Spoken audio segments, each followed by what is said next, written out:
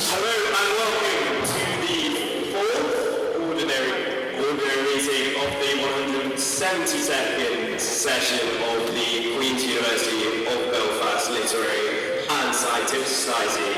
So, thank you all for coming. I appreciate you all listening out on the kind of final pints tonight. This will be our last in-person debate for the next 4 weeks due to the restrictions brought in. But that leads real nicely. Our debates do not start and end on a Thursday. So now we have these three groups. So we have two Facebook groups, the Literary Forum, which is for kind of highbrow debate discussion, and Literary Meetings for Broken Teams, which kind of does what it says on the tin. And the Discord server that has been recently launched by Jim. So if you want to get on those three, well, on those two official channels, and one doesn't really exist, then just go and see a council member and we will kind of point you in the right direction. So, have any council members got any business that they wish to raise? Yasmin does, but she's not. She's outside. And so do you. So we'll go with Bonnie first.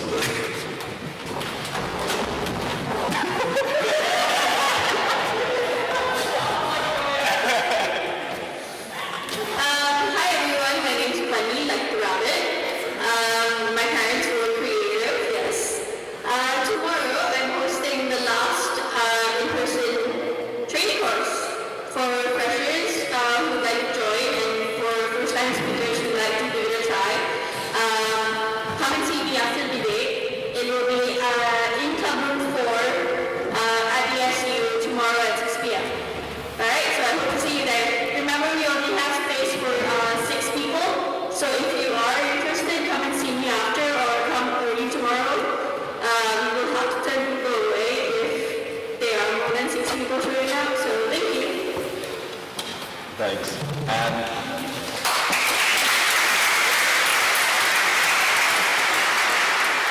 Thank you, Bunny. And Yasmin, we have the Irish Times. Do you want to say a few words? So hi guys, so I'm just going to let you know the Irish Times debate is coming up, and at the end of tonight we'll be taking anyone's name who'd be interested in doing it. It's online this year, and the first round starts at the end of October, so November. Really good prizes, really fun, and it's really good if you're like new to debating because it's online this year, so it gives you loads of time to prepare, and you get the motions like 2 weeks, a week in advance, so loads of time. So please, everyone, or as many people as you want, come up and your name at the end of the debate.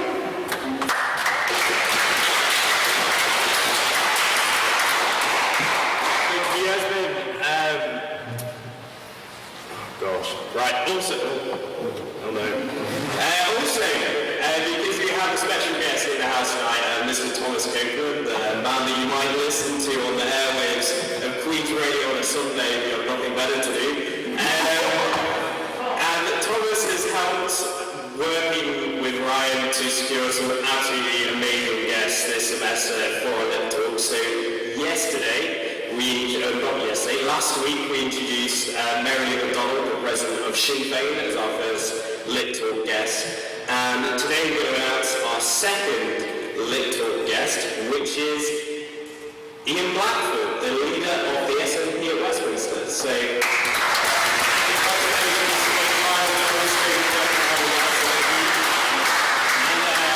what date is that going to be? The 27th of November, and I will be putting up the event page on Facebook for it pretty much now. Okay, so if you want to get on that, you can get your phones out and register your interest for that, because that should be a really good talk. It should be really interesting. So thank you, Ryan. Thanks, Thomas. So, the agenda. So, falls to me to introduce Mr. Matthew Sullivan, our Secretary of 21 Minutes.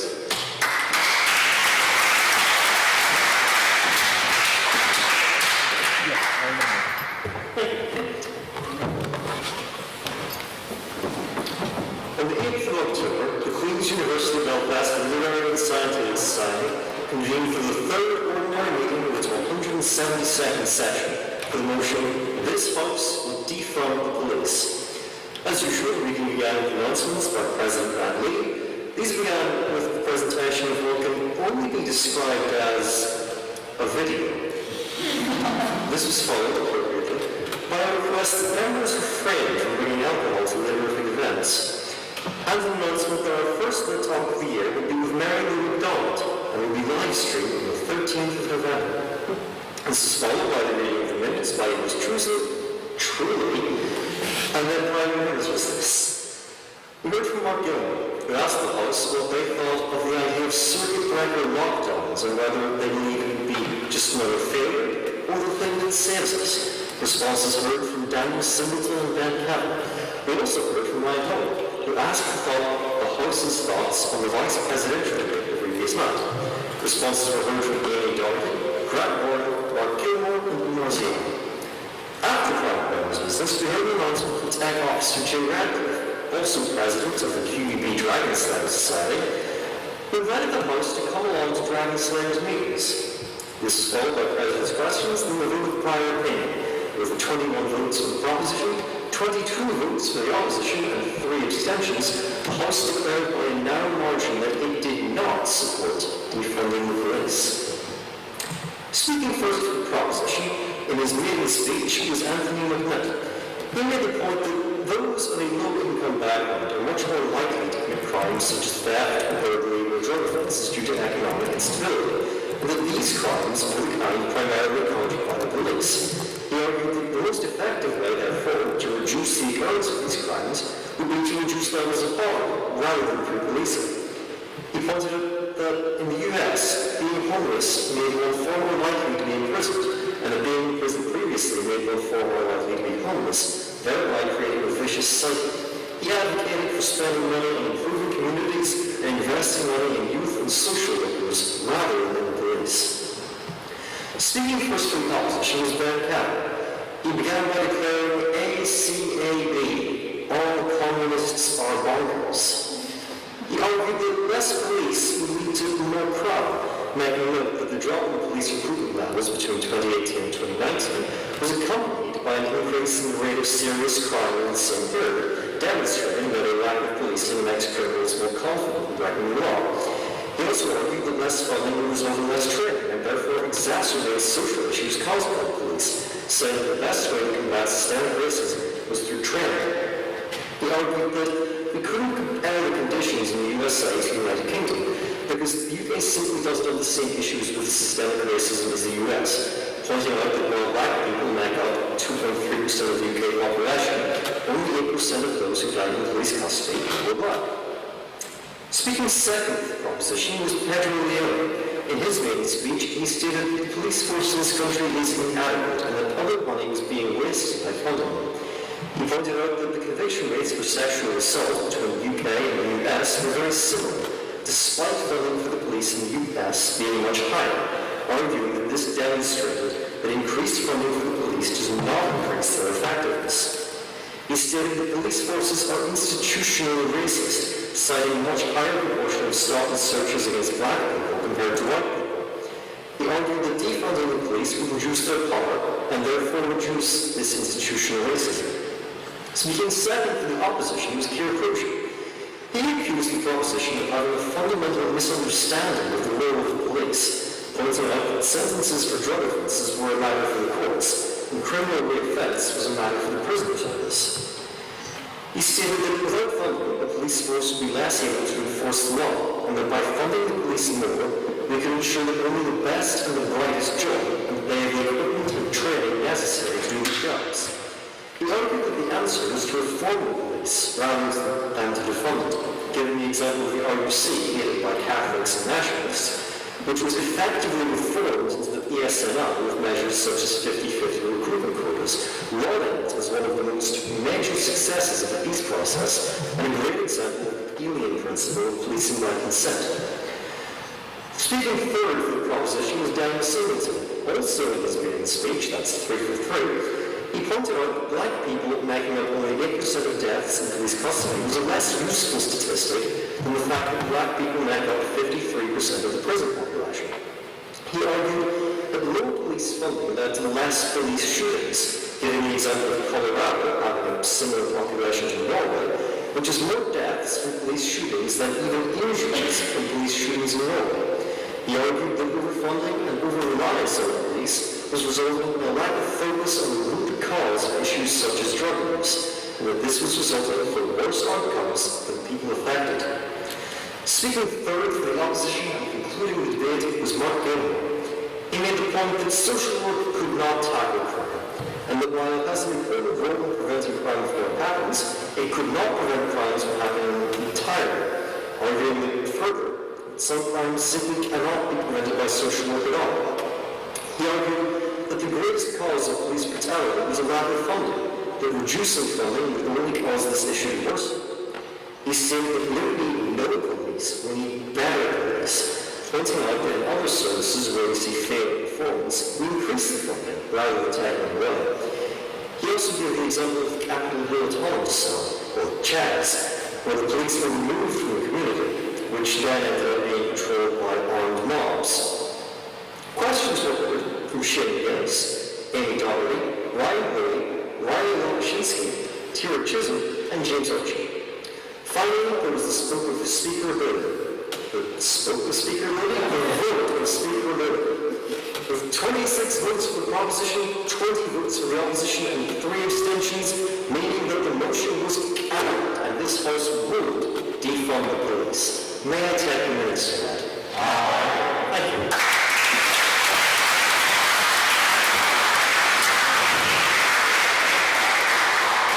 Thank you. So now it turns to... The event is up. Oh, right, the event is up. So you can register your interest for the second little, which is your fellow. So private members' visits. And this is the time of the evening where you get the chance to submit something to the House that you think should be debated, a motion, or just something you've seen on the news that you think is very topical. So do we have any private members' business that anyone wishes to raise? Yes, would you state the name for the minutes, please? So I struggled to start with the topic of the impending lockdown. A lot of people tend to think that there is no scientific basis for this lockdown, even though we look at statistics, 763 people tested positive in the past 24 hours, 6,493 tested positive in the past 7 days, 4 people died in the past 24 hours, and those 606 people have died overall since the start of lockdown.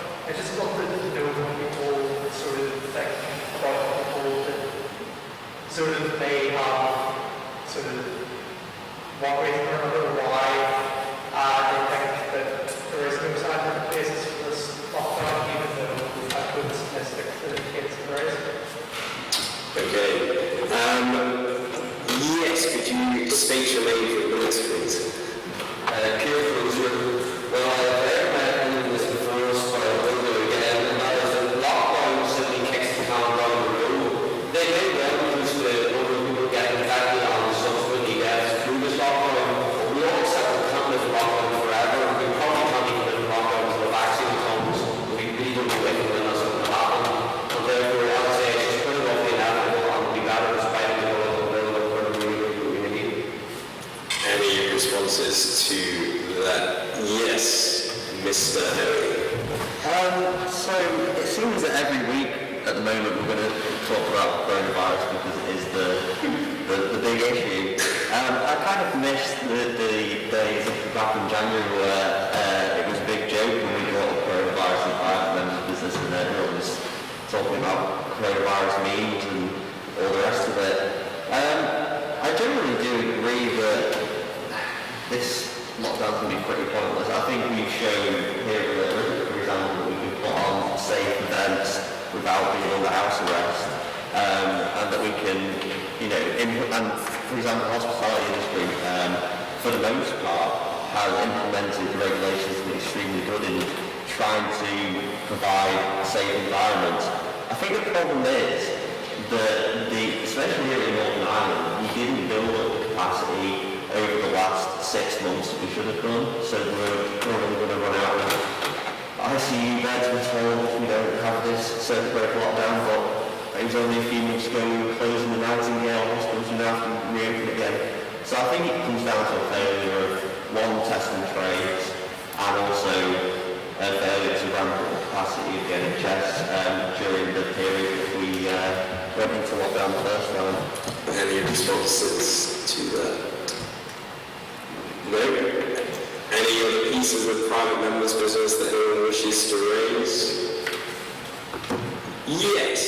Could you state your name for the minutes, please? Alison Sparks.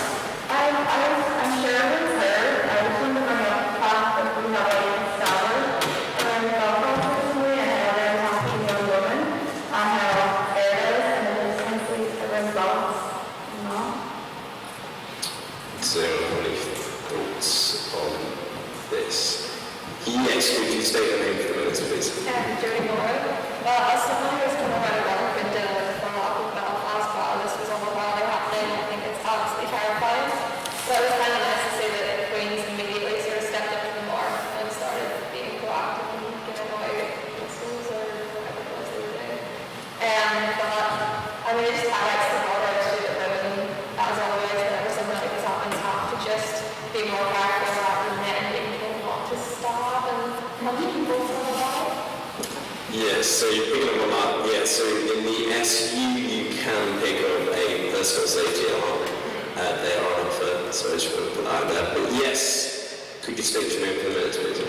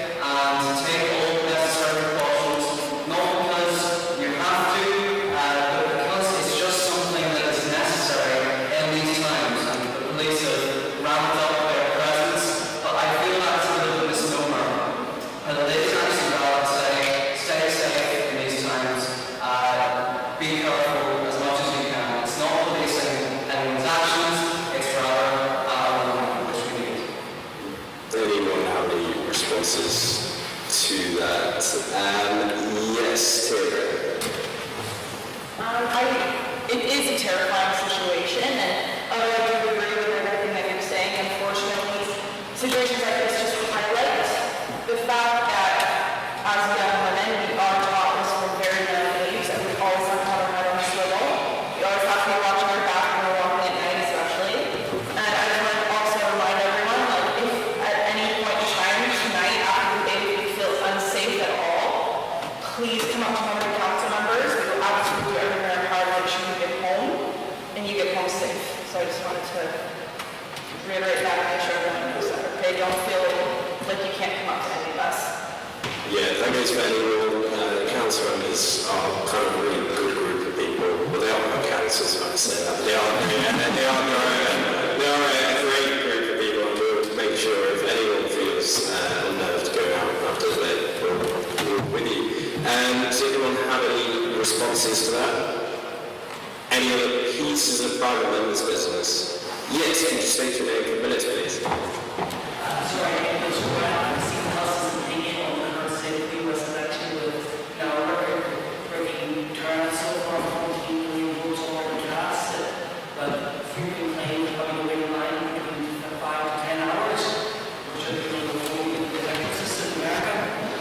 this is the electoral system in the United States of America. Yes.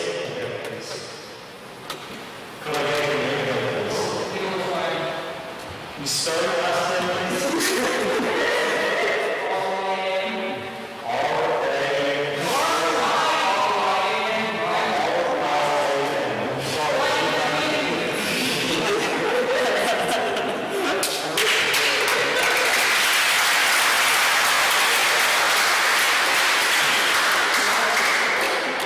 Okay. So yes, we can please take a minute. We all are aware that the US system, the election system, is inherently broken. Some states are more powerful than others and get more affluence. Like, you just have to look at the Trump and Hillary Clinton election. Like, she won more votes, but he won the state. So, it's a system that is like funded in the Constitution and it needs change, but I think a lot of the two-party system at the moment don't want change because they want to grab all the influence that they have in both places. So what would you change the system to? I change it to more like how they are first. When the vote, you want the same. There he is. So anyone have any comments on the popular vote in the United States of America? Yes, could you state your name for the minutes? Are you wearing chinos as well, James? Based on the last over here. The last 4 years, based on a lot of the electoral college, I think if you look in terms of history of the institution, it does not have a particularly high rate of victor. Did the vote on handful of occasions. And thank you for all the detailed especially with the way I can't appreciate this as far as Trump wins if the national polling is correct. For instance, last one national polling was roughly correct. I just cannot see how someone being 10 when it's done has a chance of any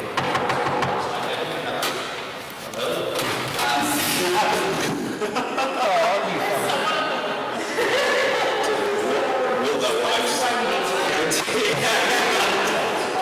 He's got to walk away. Is that okay? Any points? Yes, could you state your name for the minutes, please? My name is Pierce Wheel, and essentially what I see in America happening at the moment, which is a massive problem, is the sense that, from what I can see, Trump is seeing that he's losing. So he's basically trying to instill voters with this distrust in the voting system, which is a massive problem because it means what's happening across the states is they're limiting the amount of election places that you can vote at before election in some states, and this is why this is causing this massive problem, because essentially you can only have like 1 or 2 polling places for an entire state, which is just frankly dangerous in a national election. And the fact that Trump has literally said, please commit a crime by trying to vote twice, which has just messed everything up as well.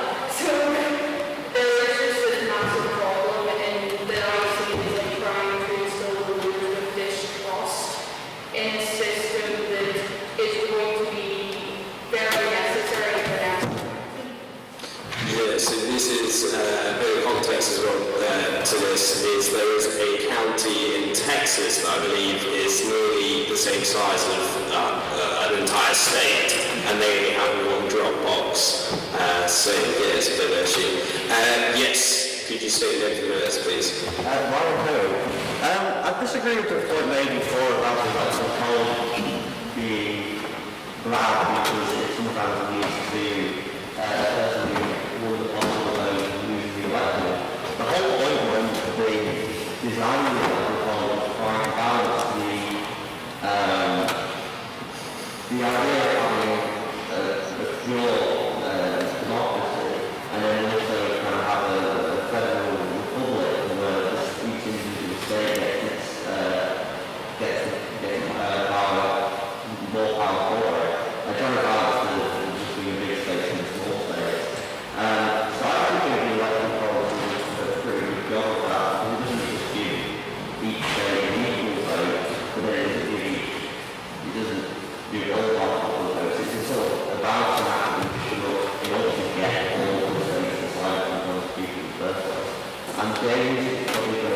Family apartment, which should be available. Yes.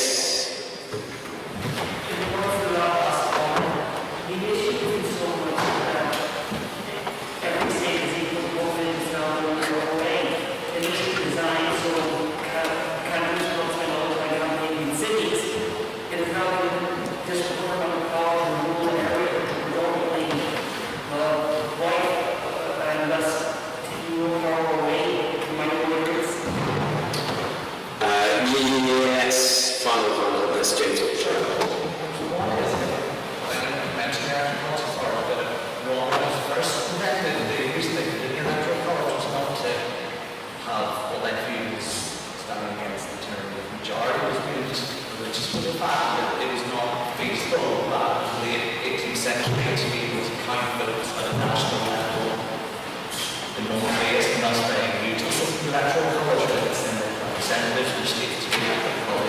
I think another point on most of what I'm more concerned about is that the way it accounts these votes, and there's some media group, there's a situation that on election night it could look like Trump's going to win the landslide based on in-person votes, but as those votes eventually counted over the weeks and potentially even the month, it will change the situation. And also the fact that in some states they have to issue whoever wins electoral votes.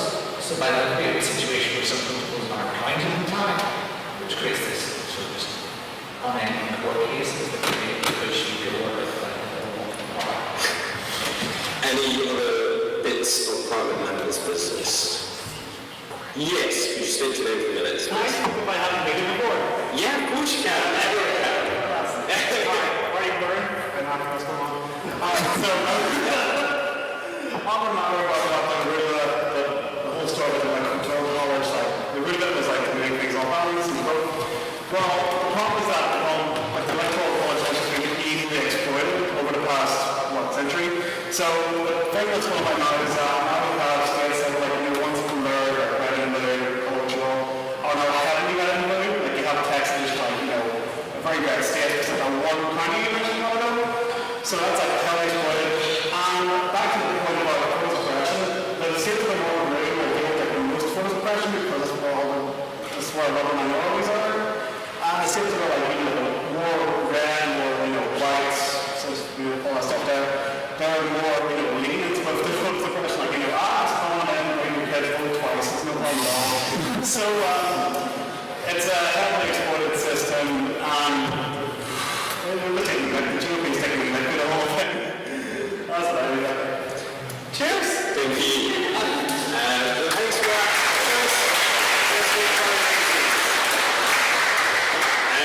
Any final replies, final point on that? Yes, Ms. Margot. I think one of the reasons that we do have electoral college in the States is the founding fathers had trust issues. Practical points, James said. And America is a direct democracy, but it's not supposed to be. And as I said, the founding fathers didn't trust their population to properly come up with a candidate.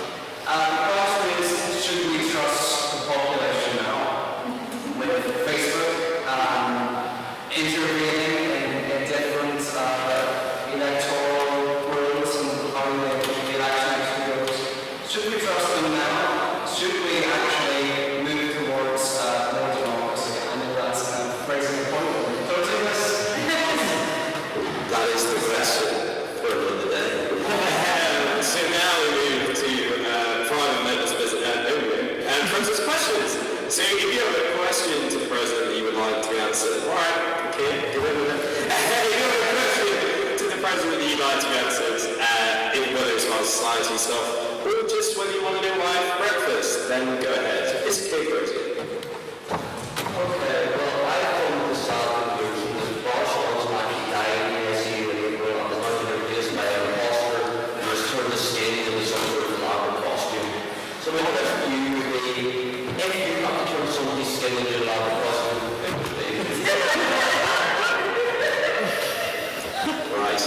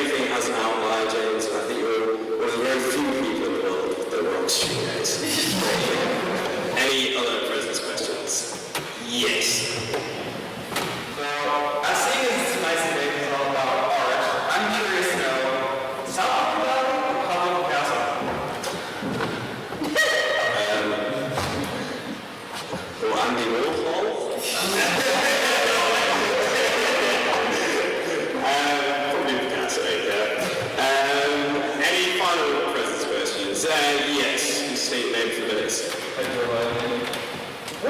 you stand up? Because I can't, sorry. What did you have for breakfast? What did I have for breakfast? I actually forgot to have breakfast today, so I probably should have used that as an example. So technically, my breakfast was a lovely meal prepared by Ryan. What was it? Sausage and rice.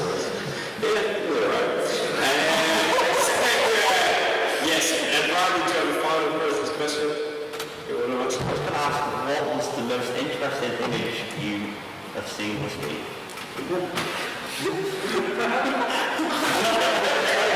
This is an inside joke that I could not get on to. It's like any image. It could be the painting on the wall. No, I can't think of anything. The most exciting image I had. Well, I walked in to my house the other day very drunkenly, and I noticed that cones have been arranged on each banister, so now we have like a salt course to get up the stairs. So it's the most interesting and scary sight that you see at 4 a.m. in the morning, very tipsy, trying to avoid traffic cones. So there you go. That's the end of President's questions. So now we move on to the vote of prior opinion. This is good one. Right, so this is the vote. Not yet. Sorry, it's Ryan's laptop is very slow. So the vote of prior opinion, this is where you decide right now, before any of the speakers have even uttered a word, about what your understanding and support is for the motion, whether you're against it or for it right now, coming into the room without hearing a single word. So the motion is, this House believes the arts are a luxury and not a necessity. So, all those in favour right now without hearing a word, say aye, and raise your hand. 1, 2, 3, 4,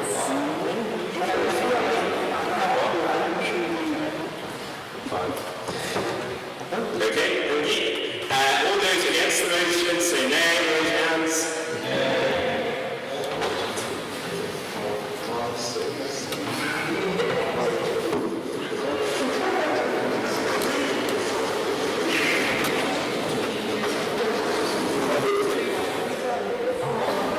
Yep.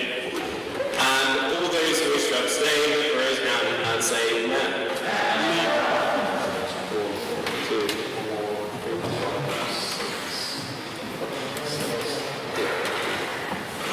Okay, Mr. Secretary, could you read out the results of the vote of prior opinion? With 5 votes in proposition, 31 votes, and 6 abstentions, the opposition has abstained.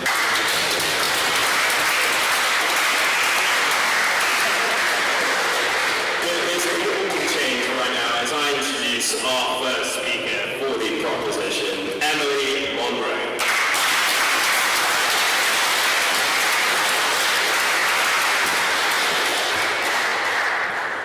So this can only go well. Right. Good evening, everyone. Welcome to the Ninth Debate. Being on proposition, I'm going to present the case for why arts are a proper luxury and not a necessity.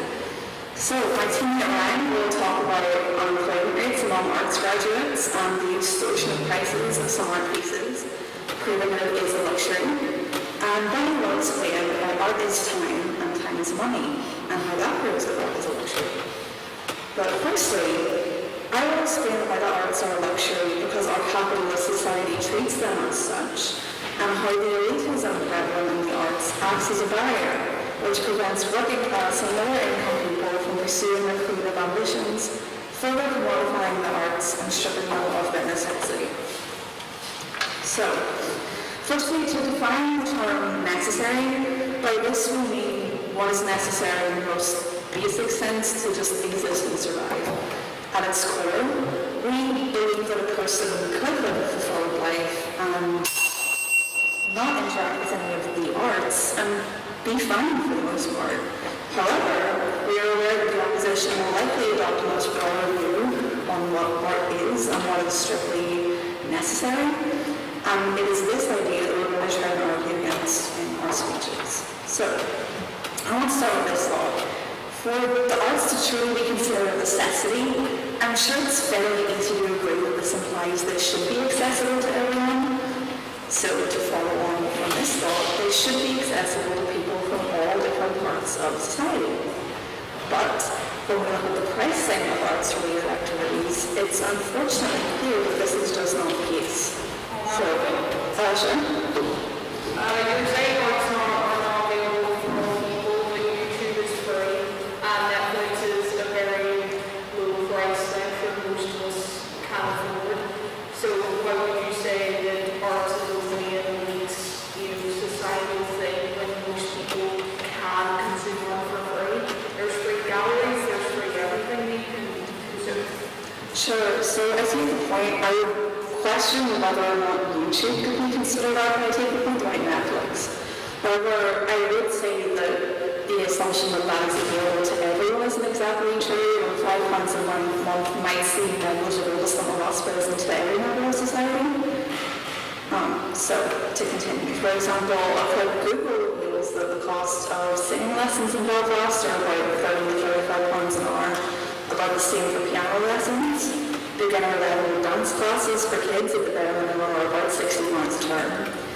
Even outside of lessons, accessing art just for the sheer enjoyment of it is also difficult. For example, most of the comedy shows that I find ticket information for, because there's a virus, tend to average out at about £50 a ticket. The cheapest tickets to Little Mix are 62 quid. The TV license fee is £157.50.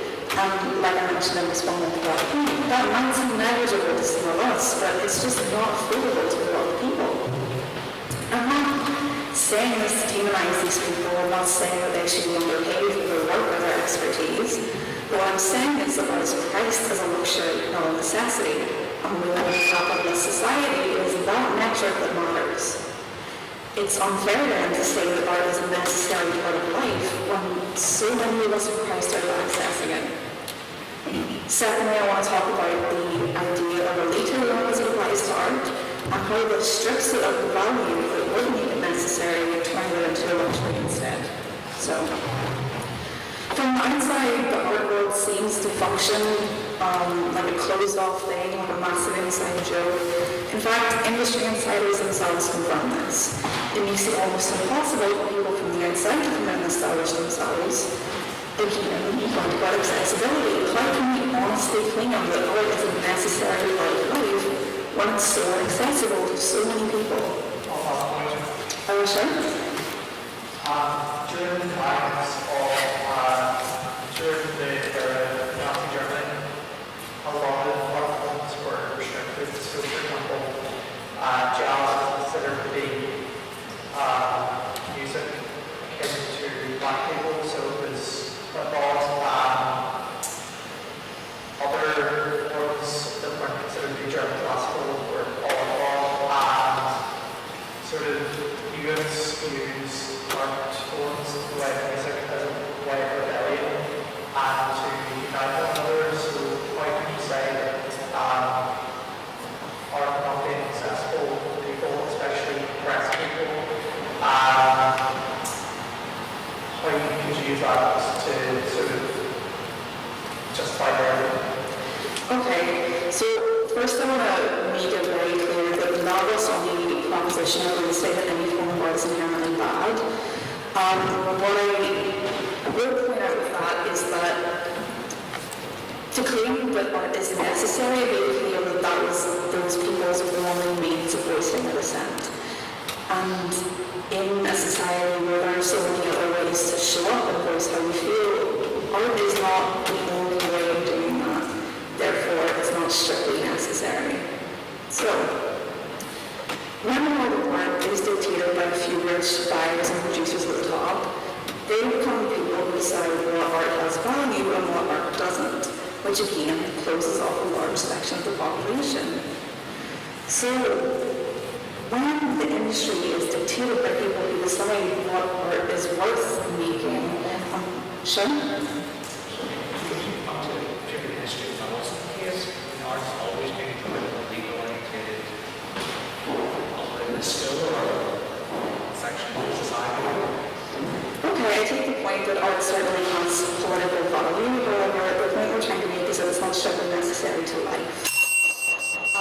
So to briefly close, the point I'm trying to make here is that to claim that one of, I guess, the main reasons you could give to saying that art would be necessary would be the value it has to challenge us and present new viewpoints. That a capitalistic society where the world is dictated by rich buyers and producers at the top, they're not going to present us with anything that offers that.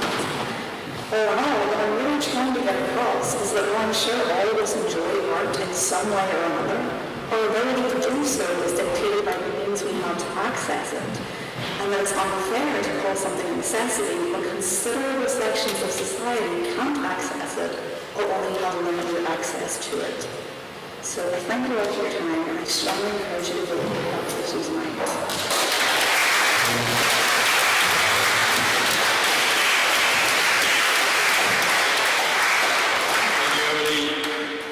And just before I introduce the first speaker for the opposition, I'd just like to remind people, members of the House, that if you are giving points of information, just keep them brief, because speakers obviously have a set amount of time, and we don't want to waste that. So, it's gone to Ryan.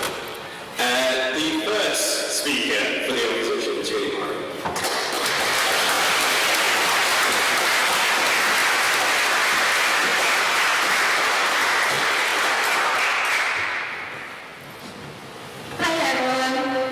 So, as someone who's studying design, I'd like to combat a few points that were made because I feel like the argument presented was quite myopic. And the analogy I have for that is that we all agree medicine is a necessity, but I could go and get a nose job and spend thousands and thousands of pounds on it. It doesn't mean that I can't go and buy some cough drops for a couple of pounds. And it's the same for the arts. So, we're here to inform you of how this entire argument is wrong. We'll be discussing how intrinsically linked the arts are to every single part of society, and how without it, no other industry would be able to function. Therefore, the arts are a necessity, not a luxury. Daniel will continue to discuss the crucial involvement of art and learning and brain development, and then Callum will we'll finish up by discussing the obvious fulfillment provided by the arts with the proposition of ecstasy. So I'm going to open by quoting my favourite movie to calm myself down. So to quote Robin Williams, the human race is filled with passion, medicine, law, business, engineering. These are all noble pursuits and necessary to sustain life. But beauty, love, poetry, romance, these are what we stay alive for. So as much as an artist I love this romantic notion that the arts are totally here to enhance life, that would be totally wrong for me to say, because they help build our society. So, from a practical point of view, there's so much more than just movies and music, as amazing as those are. Even as our certain parts of government try to campaign against the arts, using their one poster they managed to involve many different people from creative industries like graphic designers, photographers. They used an actual ballerina who was wearing costume makeup sitting on a set. So it's just totally hypocritical. So many people will rightly point out that no one would get through lockdown without Netflix and Spotify, and that's true, but I'm going to go further to do away with film.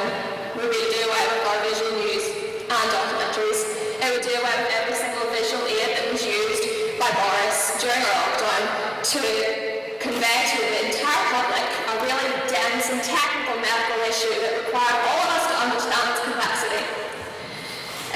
So my course is graphic design and illustration, and it used to be referred to more plainly as visual communication. This is a tool we utilise in every walk of life.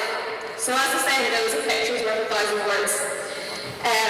So that applies to everything in the arts. They all work for communication, practical solutions, and features of our life that we don't even attribute to the arts because we have in our head view they are simply just paintings, and they're simply just a glorified hobby and a luxury that only the elite can afford. So, look around you tonight, not at paintings. Look at the actual walls that they're on, the floors, your chairs, your clothes, even your masks were designed. So, I'm actually going to talk more about the likes of these laptops, because you wouldn't expect me to. Don't be fooled if you'd had any sort of access to a visual landscape without the arts. Steve Jobs, in his youth, not going to delve too much into this, but he accidentally wandered into his eyeglasses in calligraphy and typography, and he accredits this to his development of the desktop that we all know and love, the thing that made computers accessible to people other than the likes of Jay, who understands coding and understands computers far better than I can. So design allows him to communicate technology to a wider audience, and I don't think any of us need to debate the necessity of technology to our society. And then whenever we are talking about fancy technology, just look at the words displayed on the screen. Let's look at our language. The actual letters that we use in our alphabet all were derived from ancient Egyptian symbols, and they were all developed by the arts to create the alphabet that we use today. Every single letter was crafted by the arts over centuries to give us the advanced language we use today for communication. So maybe protesters could do something other than use music and use signs, but they are using a language, and that would not exist without the arts. Isn't that correct? No thanks. And then whenever we're displaying them on screens, these are all fonts, these are all designed by people as well. So now that I've established we do have quite a heavy reliance on the arts outside of just hobbies and luxury, I'm going to have a look at them in relation to their own sector and all the glory about them, just everyone else is following someone. So Belfast itself has struggled to convince people to invest in it for obvious reasons. But we've come a long way since the 1970s. A major part of Belfast's growth has been an increasing focus on urban development, making it attractive and visible in the international market. Tourism and I have worked tirelessly to rebrand our city as more than just religiously and politically conflicted. So to do so, they had actually planned on building Titanic Quarter way earlier than they did, but obviously a glass building didn't seem like it was particularly shatterproof for those times. So now the Titanic Foundation announced in February of this year that it's welcomed 6 million visitors from over 145 different countries, generating £319 million of expenditure in the local economy over 7 years. And now I've started putting statistics because, as we all know, money makes the world go round, and as a capitalist society we do rely on advertising. Recently we have realised the necessity of putting input into this industry, as advertising marketing, thank God, grew by accounted for a quarter of the creative industry's total growth in 2017. Then in the following year, the creative industries, wait for it, contributed £111.7 billion to the UK economy. That is £306 million every single day of that year. So it is constantly evolving, constantly growing. It grew by £390 million one year. It provides £2 billion in taxes and accommodates 363,700 jobs in the UK, which is more than our agricultural industry. So that's also 11,000 jobs in Northern Ireland. Yet at the same time, we always take the same old narrative, downplaying their impact and necessity, resulting in 74% of arts organisations being hit by funding cuts. So why are we so reluctant to invest in one of our industries that's growing 5 times faster than the rest of the economy? Why should I and everyone else studying the arts have to constantly justify ourselves and our career path to everyone else when all of you will reap the benefits, be it walls, be it Spotify, be it Netflix? So don't be led by the misinformation, the totally myopic view of the arts that's being presented to you by the opposition. The arts are evidently a necessity to society, not a luxury. So vote for the opposition.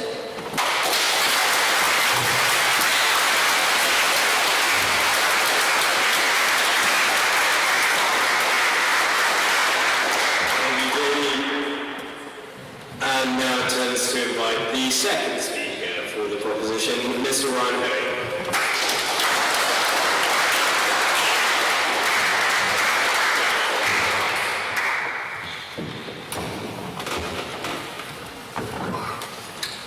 Right, so,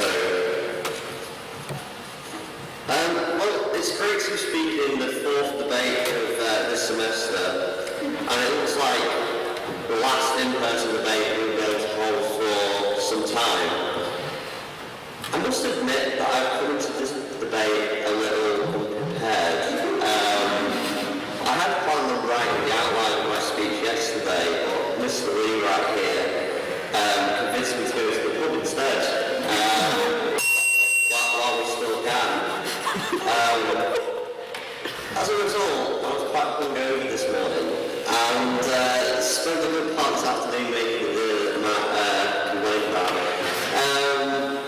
So I wrote this speech in the library an hour before the debate. So let's hope, for the sake of my team, that it doesn't go down too badly. I'm going to start my speech with the following premise. Firstly, I think everybody on the opposition, and indeed in this room, would agree that Queen's University is far better than Ulster.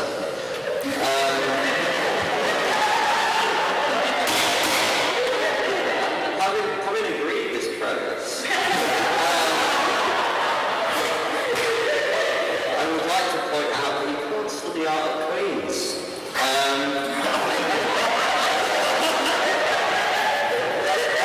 With a great institution such as this does not deem it necessary to have a course in art, then why should any of us deem art to be necessary?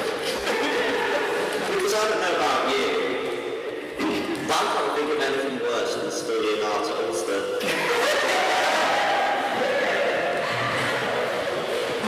Now, of course, I'm only joking, and while Queen's does not have a course in art, it does have courses in the arts, music, film, and drama. However, even if you do get an arts degree from a fantastic institution like Queen's and not Ulster, you are still far more likely to be unemployed than if you study the proper subject.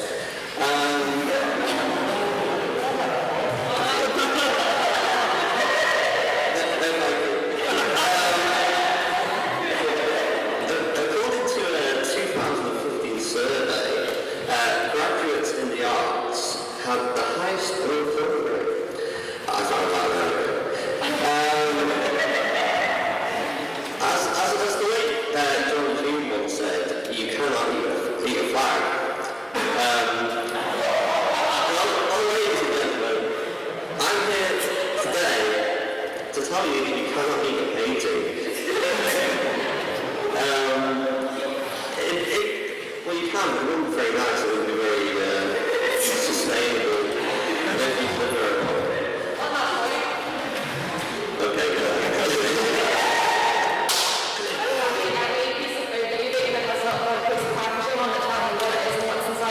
Yes, but the problem with this is our capitalist society produces all this waste.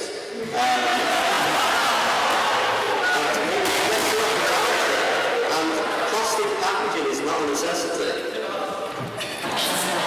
In November 2017, a painting of Jesus by Leonardo DiCaprio was sold for a record $450 million. What an egregious waste of money. Think of all the things that our money could have been spent on. No, thank you. It could have been spent on actual necessities. When there are children starving, people homeless, and dying of preventable diseases, how dare the opposition argue that the money we would spend on the arts is a necessity and not a luxury? Look, I'm not here to make judgments. If you want to spend money on a painting or a concert rather than feeding a starving child, go ahead. No, I don't know what you're doing isn't anything other than showering yourself with something that is non-essential. The proposition is not here tonight to convince you that the arts should not exist, but rather to point out the obvious fact that the arts are luxury, not necessity. It's okay to want to enjoy the fine things of life. I'm not going to hold it against you. I spend my money on going to the pub rather than writing a decent speech for a bit. But let's be honest with ourselves, when what we're spending our money on is a luxury. The dictionary definition of a necessity is something that you need, especially in order to live. I've got a lot of choices here. I think I'll go with Mr. Ewell's here. You say you went to the pub instead of spending your time productively on speaking. Do you not think that going to the pub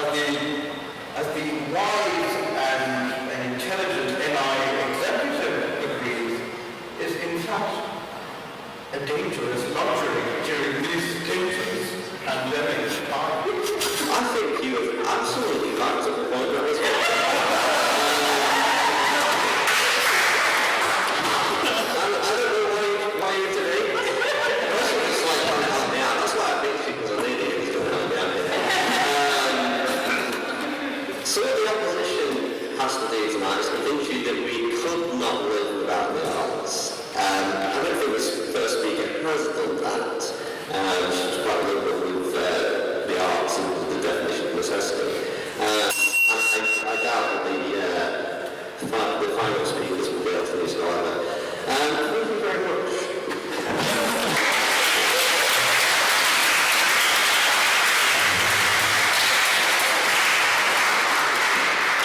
Thank you, Ms. Berry, for that very interesting speech. So I'd like to invite the second speaker of the opposition, Daniel Singleton.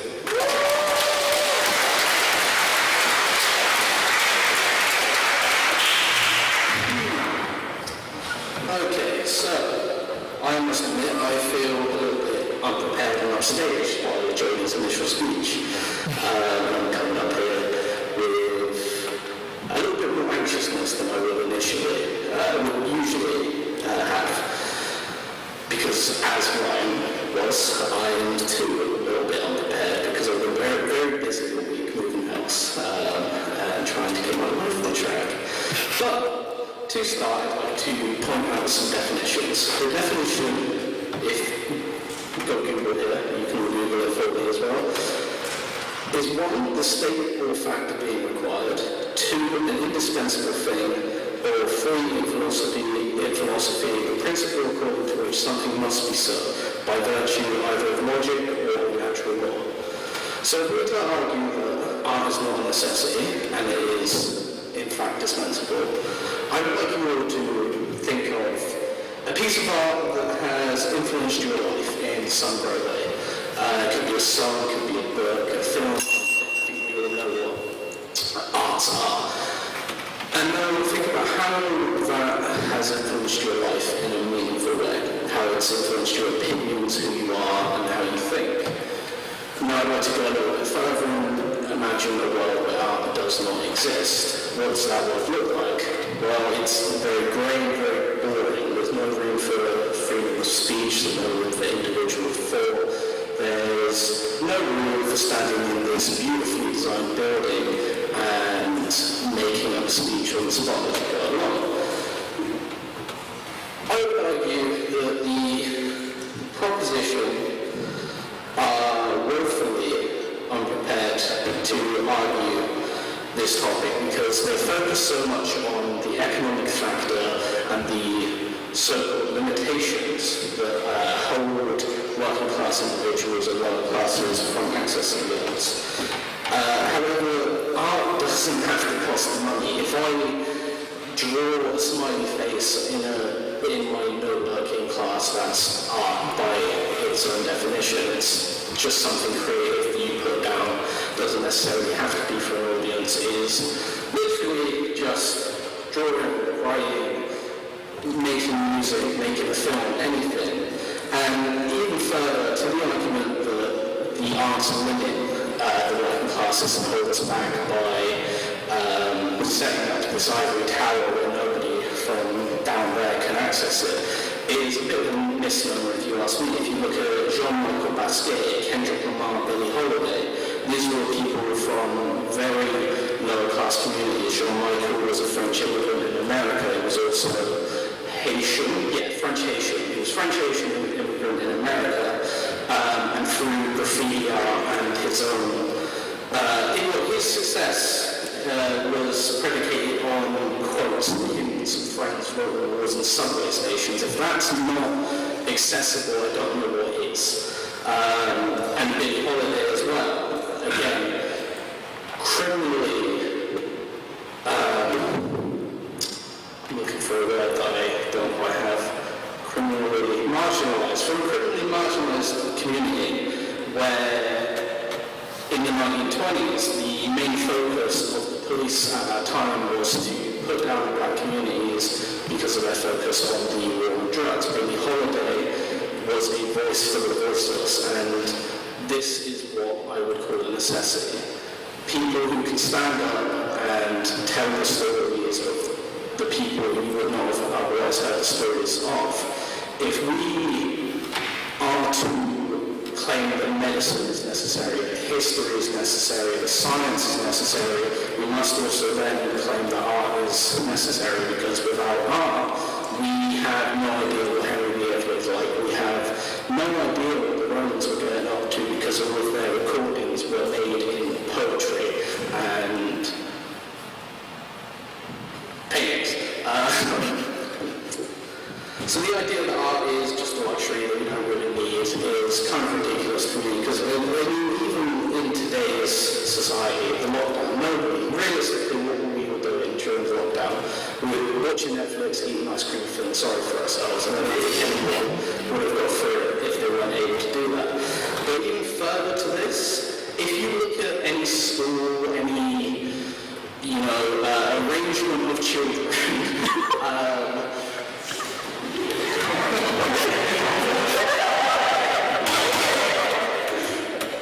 children are encouraged to learn through art because it is generally agreed by psychologists, by teachers, and education everywhere that art is the best way to encourage critical thought and encourage development of the brain in those crucial stages.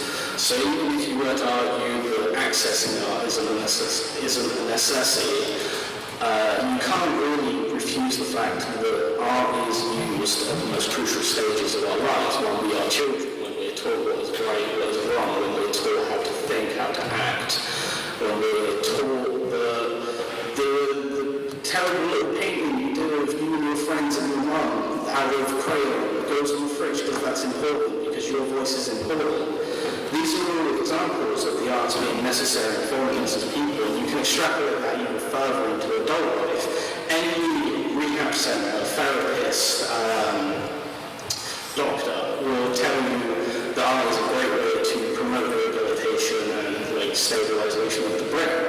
Even in Alzheimer's and dementia patients, art is often used to help promote reconnecting synapses and causing memories to happen, because the way our brains interact with music and art and paintings and films and even scents to a degree is able to restructure our brain, is able to promote being able to remember things that these types of patients wouldn't have otherwise remembered.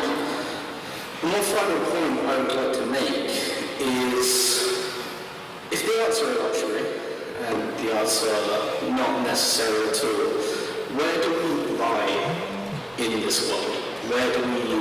How do we exist? Because from our conception as a species, we have been making up. The only reason we have any idea what the cavemen were up to is because they scribbled it on the walls.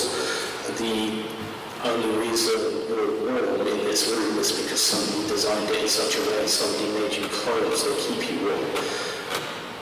I would argue that for any society to exist successfully, it has to strive for betterment of itself. It has to strive to be better next year than it was the last.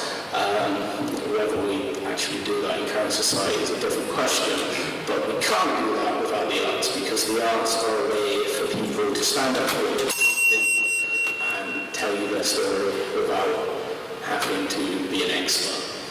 Thank you.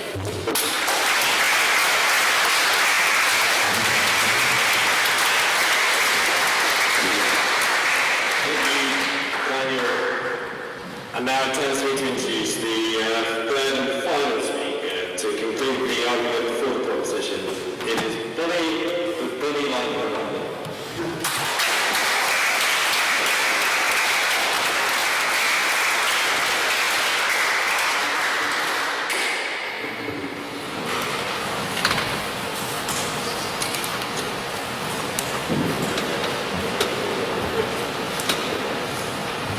Thank you, everyone. It's been a long time since I've been up here. Forgive me for the anxiety that I am feeling and the fact that I have to apologize for it.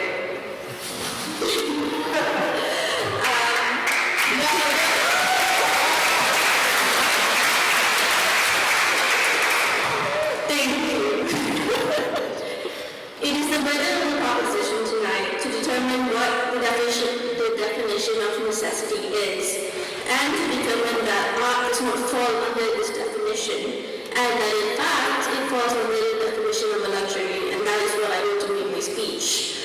I think silent opposition is slightly confused between the definitions of necessary and necessity.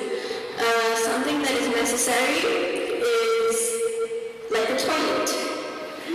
Something that is a necessity is unavoidable or an absolute requisite in our definition of life. That is to breathe, to live, to procreate, and to have, sorry, yes. So you're focusing on necessarily, sustaining life. Whereas there's a lot of people that have mental health problems, and the reason they're alive is because of what? Because someone in the society couldn't. So it sustains life. So what can you say it's not a necessity? So art does help in mental health a lot, but you have to understand that people with mental health problems, as someone who suffers from it one as well, we do not have a regular way of life. We have to have a wheelchair, we have to have a ramp, we have to have crutches to help us with the way of life. If you were to look at the word necessity, everything and the word necessary, so if you were to combine them together, let's say everything was necessary. I'm sure my flatmate would agree that corgis are necessary to his life. However, if you look them down a little bit, where air being the first most necessary thing, because you die the fastest without it. I can see Caleb shaking his head over there. You die the fastest without it, and then need water, food, companionship, shelter. I'm sure that art falls along that pyramid somewhere along the line. But what I'm saying is that we're able to draw a line called luxury before that line where art steps in. I'm sure that the same line comes way before corgis do in fact.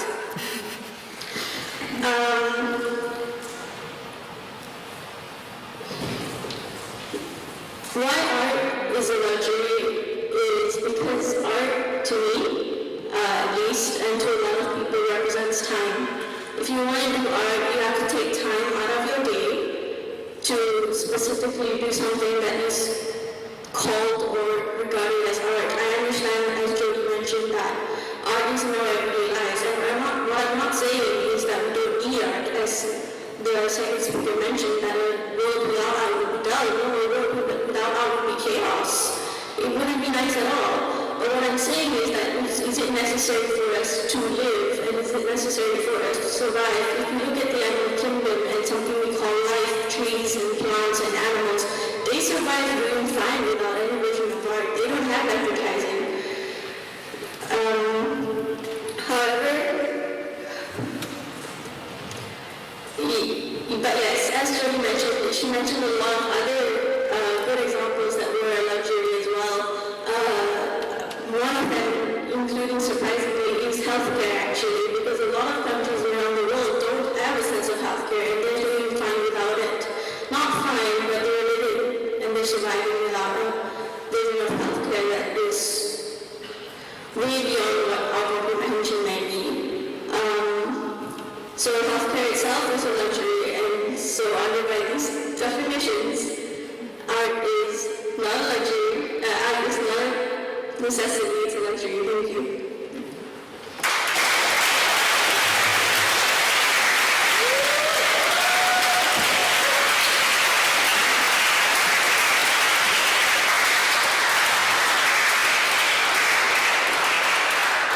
Thank you for that speech, buddy. And now it turns to Callum Holly, which is the final speaker in your position to conclude the debate.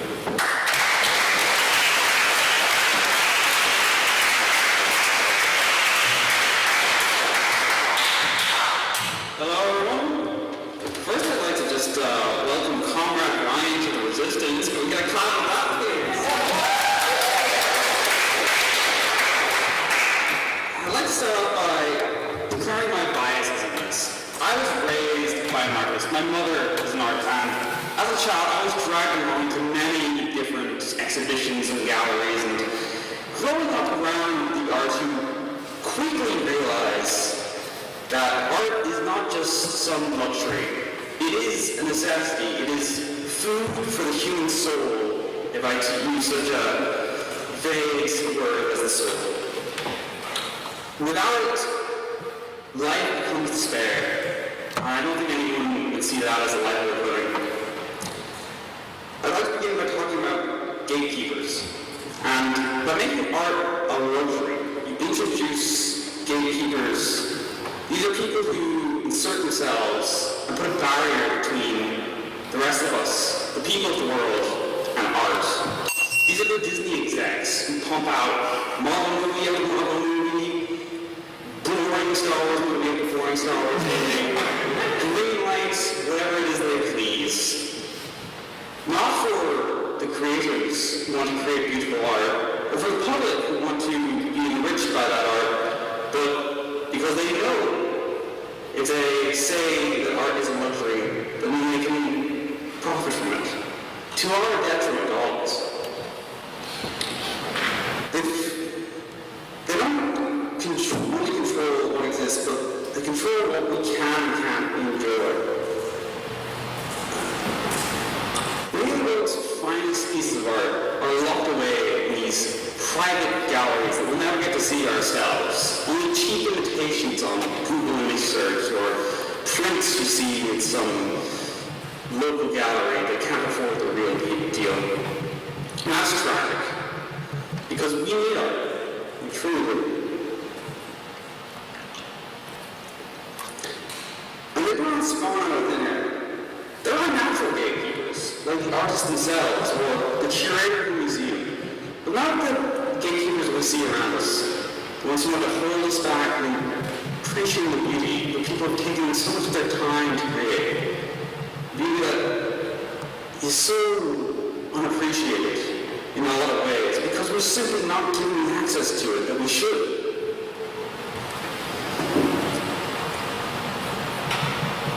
But you might think, well, these gatekeepers, what is the harm they do? You know, what about them wanting to enjoy the art for themselves? You know, how does that affect us? And this brings me back to the soul. And whether you're religious or agnostic, what culture calls the soul, whatever that word soul means to you, you understand that it needs nourishment. And that's what art is for. Art and love are two halves of the meal that nourishes the soul. Now, I'm sure we're all searching for love. Art could be so much more readily available to us. The other day, I decided to pay a visit to the Ulster Museum in Botanic. And I recommend you all do at some point as well. Because when you're there, and you see the gallery, and you take time to look and appreciate every piece, you'll find one. I guarantee you will. And this piece will sing to you, it will speak to you deeply, and it will remain with you for weeks, for years. This happened to me in many different galleries, with many different pieces. They stick in your mind, because they've been there, nourishing you. Go ahead.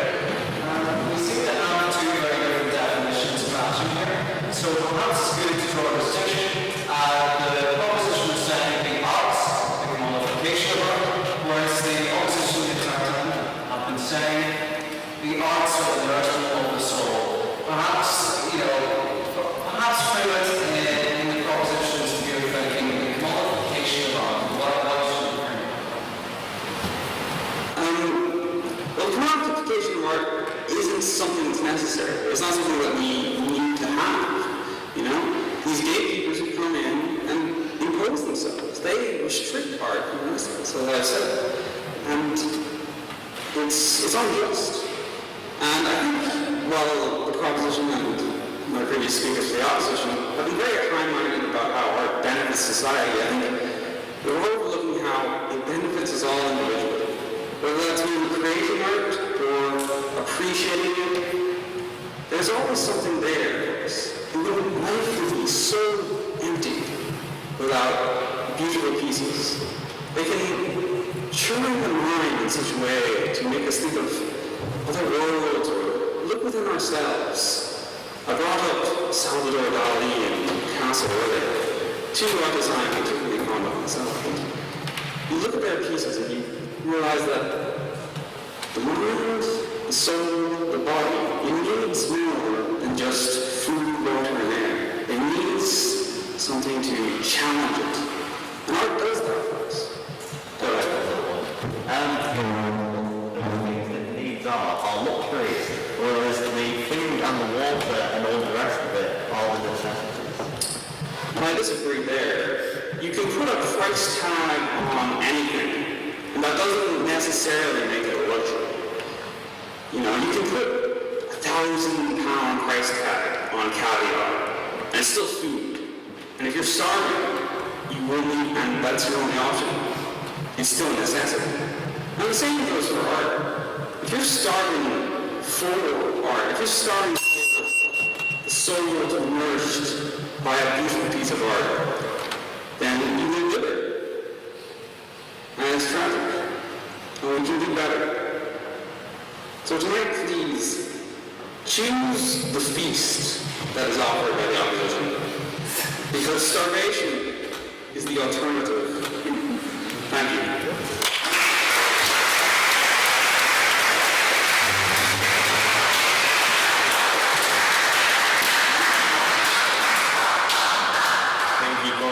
Thank you, Carol, for that speech.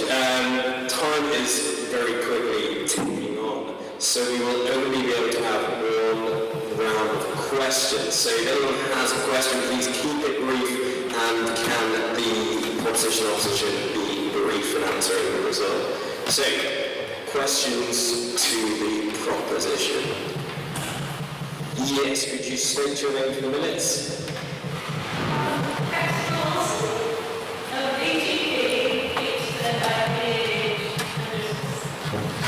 Thank you.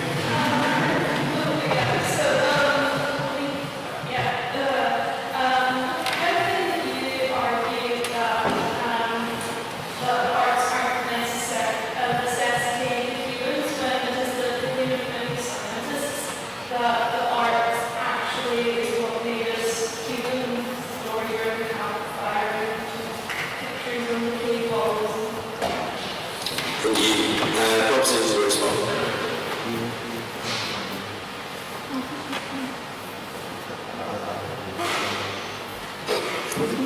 Proposition. Sure, I'll take it. I take the point that scientists and philosophy and that art is what makes humans human. However, we're not necessarily saying that our argument on necessity has anything to do with humanity. What we're trying to prove is that other life forms, like one you mentioned, such as trees, plants, animals, they all exist and they don't have art either. So whenever we talk about necessary, we talk about necessary for life. And that definition doesn't necessarily, I say necessary so many times, but it doesn't mean to be restricted to human life, it's the concept of life in general. Opposition to respond.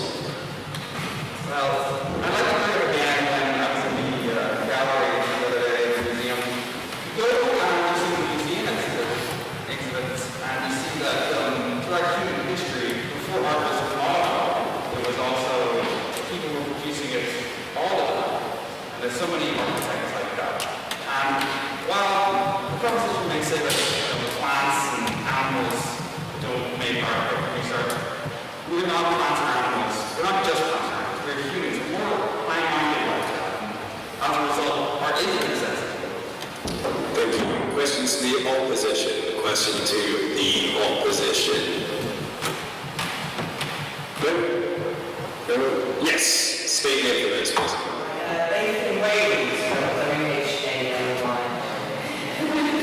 Would you say that art is tantamount to like physical assessments like water and stuff? Opposition to respond. Well, I would.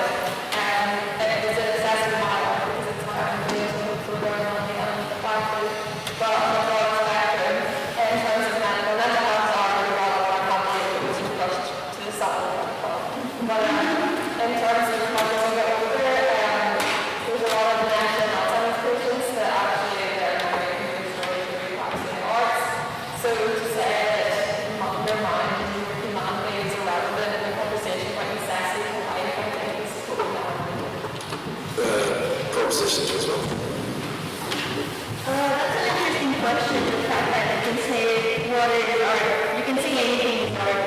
then you can say there's good art, you can say there's bad art, you can say there's art that's meant to be sold, and you can say there's art that's meant to be experienced, you can say a lot of things about art. But the fact is we're talking about today is whether you're able to survive, meaning live without it, or will you live with it, or for how long can you live without it. What we're saying is that in a hierarchy of needs and necessity, that it is not as necessary as air, water, food, shelter, and all the other 7 basic needs. Thank you. Outstanding questions. So this is questions that aren't necessarily directed to either side. They're just applicable to everyone. Yes, man in the chinos, would you say something? Yes.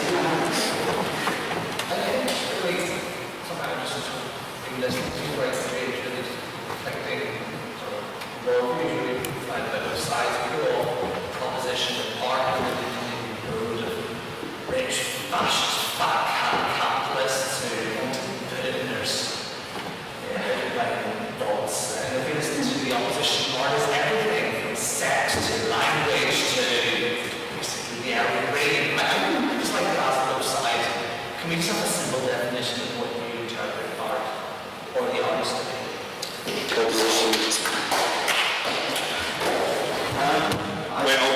Opposition to respond first. As far as definition is anything created, produced, so basically anything made by human is essentially art in a way, but if you want to get more specific, paintings, music, books, drawings, on the number of cars, architecture is art, and even artists that draw a building, to be able to draw the building.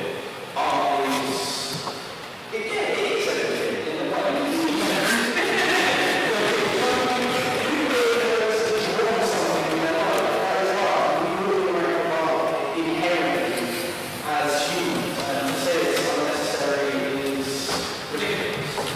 Opposition to respond. I think one of the problems with and the other thing that made it quite difficult for our side is that when you broaden art to everything that ever exists ever, it becomes difficult to argue against it. But I would say that art would be necessarily, what we find the art that would be film, drama, these paintings. And we can say, for example, that somewhat useful to design a house. But the house itself, I would classify as the art, or you usually saying that anything that you use to express yourself in the past is the art, but express yourself on a essay, I wouldn't call it the arts. So I think the opposition is somewhat guilty of trying to broaden the definition of art as a achieve. Thank you. So now it turns to your decisions. So this is the vote of speaker ability. This is purely about the speeches. This is not your opinion, as I've been asked to reinforce multiple times. So this is how you feel the debate went, how you thought the speakers spoke. So all those in favour of the motion, so all those people who think that the proposition gave a convincing argument, more convincing argument, say aye. And raise your hand.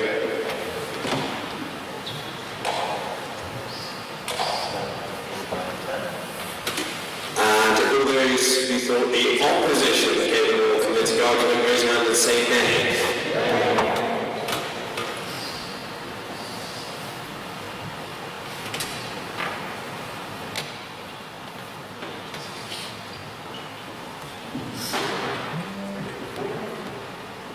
I didn't count, so it's and all those that are abstaining, that for both sides were equally as good as one another, or they've either got a friend on either side to represent.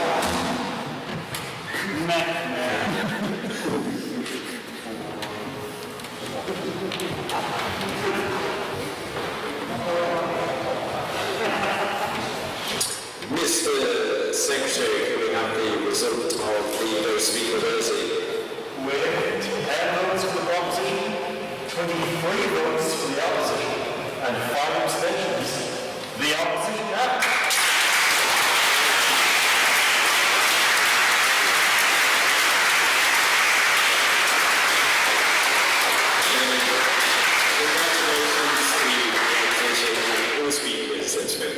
I just wanted to take a moment. I was going to read out a poem to mark the occasion of my last pint this evening, which will be in the practitioner, if anyone happens to be in there. And I just thought actually it's not even worth doing that. Every week we gather together in some form or another, whether it's on a tent that damages the grass horrendously, it's discarded, or whether it's in this fine hall. And we hear speeches, amazing speeches from people like Bonnie, like Emily, and like the opposition as well.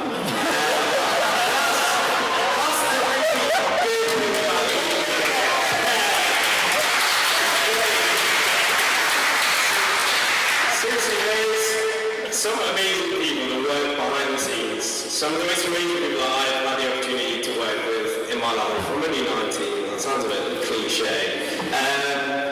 So I'd just like to thank them. The council, you do an amazing job. I know that when I got elected, some of you probably thought, oh my God, we've actually got him, we've got to work with him. And we've actually got on really well, and we've all worked together, and you do an amazing job every week. So thank you.